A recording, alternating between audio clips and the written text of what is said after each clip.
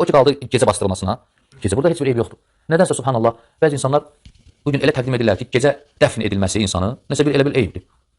Peyğəmbər sallallahu aleyhi və səlləm gecə dəfn oldu. Zövcəsi Ayşə radiyallahu anhə gecə dəfn edildi. Burada heç bir eyib yoxdur. Aydın oldu axı.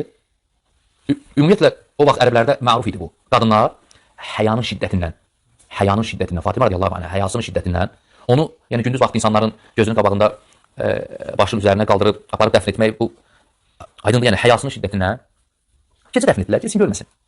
Burada heç bir eyib yoxdur yəni. Başqa bunu düzü nəyinəsə bağlayırlar, lakin bunu nəyinəsə bağlamaq düzgün deyil.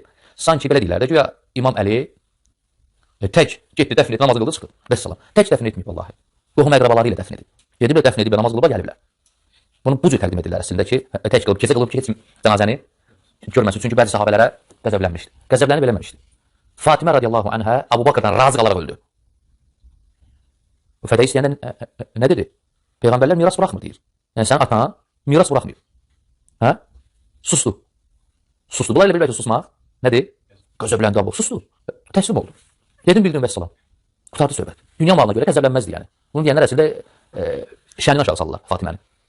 Əbu Bakrdan razı qaldı öldü. Öləndə razı idi.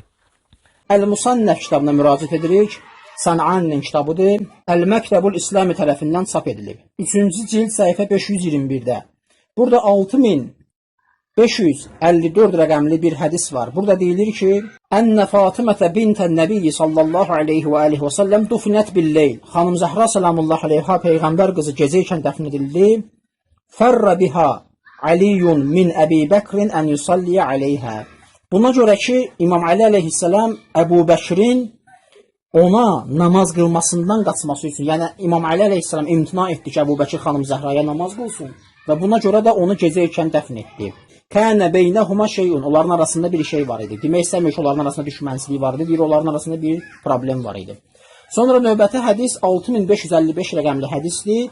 Burada deyilir ki, niyə görə xanım Zəhranı səlamullah aleyha gecə ikən dəfn etdi? Deyir, avsəthu bizalikə. Çünki xanım Zəhra səlamullah aleyha belə vəsiyyət etmişdi.